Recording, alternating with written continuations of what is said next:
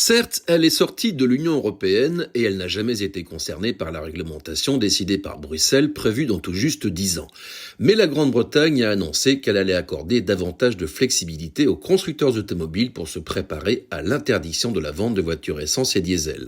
Londres fait preuve de flexibilité alors que son industrie automobile fait face à la pression des taxes douanières mises en place par Donald Trump.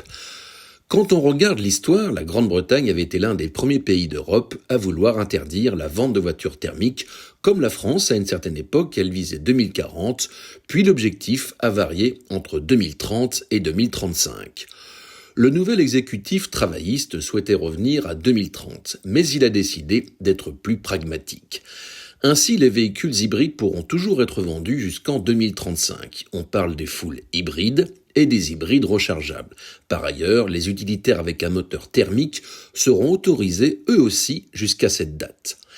Le gouvernement souhaite apporter de la stabilité et de la visibilité à ses constructeurs et il leur accorde plus de mou. Les marques pourront par exemple manquer leur objectif annuel de production de véhicules électriques jusqu'en 2026 tant qu'elles atteignent l'objectif final en 2030 et il y a des mesures pour inciter les consommateurs. À noter que les petits constructeurs, dont McLaren et Aston Martin, seront exemptés des objectifs de vente fixés au reste du secteur. Que faut-il en retenir pour le reste de l'Europe ? La Commission de Bruxelles a engagé un dialogue avec l'industrie automobile. Elle a accepté l'idée de décaler de 3 ans les objectifs de vente de véhicules électriques sans pour autant renoncer à l'objectif de 2035 et encore moins à celui du 100% électrique, même s'il reste un espace pour les carburants de synthèse.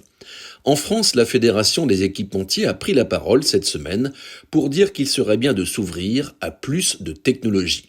Les sous-traitants sont en première ligne face à la faiblesse des ventes de l'électrique et bon nombre d'entreprises sont en danger.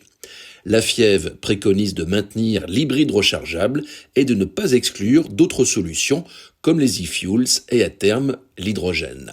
Le match n'est pas joué selon Jean-Louis Pech, le président de la fédération. Et il prend l'exemple de la Chine qui justement combine de plus en plus le moteur thermique aux batteries sous forme de prolongateur d'autonomie.